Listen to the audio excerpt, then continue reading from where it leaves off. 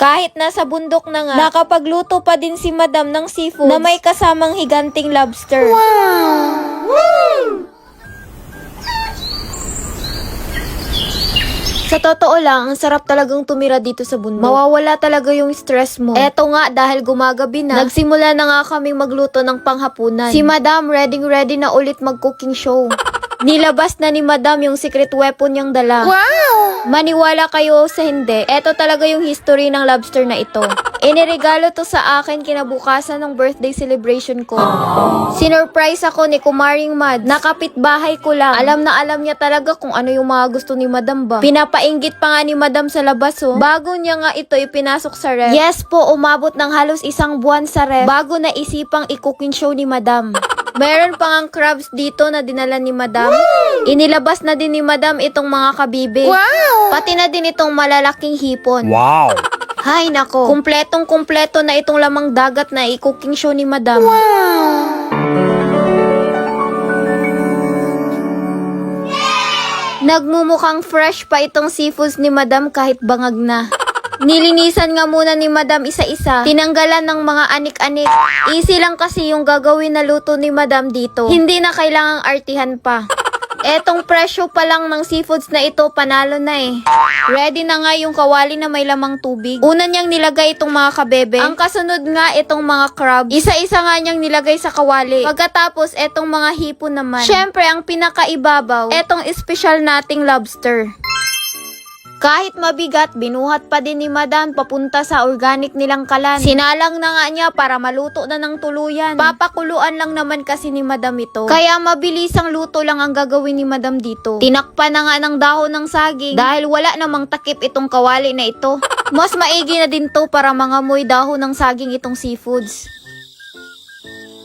Habang hindi pa nga kumukulo yung mga seafoods na sinalang, binalatan na nga niya itong sweet corn na ihalo. Tapos walang awang tinadtad ni Madam to. Para lang talagang nagtadtad ng karning baka ba.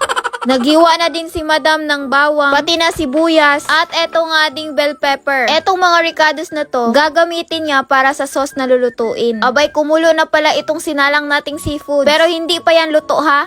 Kinuha lang yung dahon na itinakip dahil ilulunod na yung sweet corn. Syempre, isasama na natin ito sa pagpapakulo. Hindi magiging sweet corn yan kung hilaw pa. Pinakuha ko na nga sa uncle ko etong kanin na sinaing na luto na. Kasi lulutuin na natin yung sauce. Sinalang na nga kagad ni Madam yung kawali sa napakalakas na apoy. Tapos naglunod na kaagad ng margarine. Eto ngang bawang at sibuyas, inihalo na din. Dahil nga nananakit yung uso, yung mga angkan na lang ni Madam yung bahala dyan. Hanggang sa naluto na lang talaga itong sauce. Pwede nang lantakan itong sausawan. Ready nang sandukin itong kanin. Hindi din magpapahuli itong pinakuluan nating seafoods. Wow! Dahil nga sakto na nga ito sa pagkaluto, abay hanguin na kagad yan. Eto nga at mausok-usok at mainit-init pa.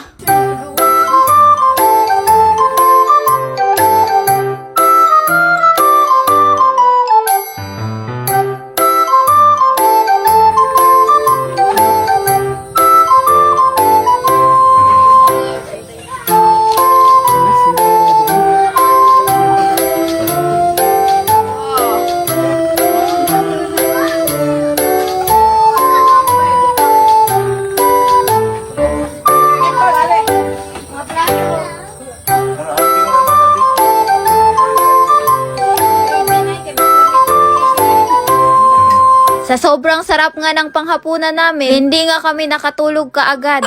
Abay, inulam din kami ng mga lamok. Kaya eto, naisipan naming mag-bonfire na lang kahit hating gabi na. Eto nga mga pamangkin ko, alive na alive pa. Hindi malang nakaramdam ng antok tong mga to. Dito na nga kami sa labas ng kubo nag-bonfire. Alangan namang mag-bonfire ka sa loob ng kubo, Madam. Ang bobards mo talaga.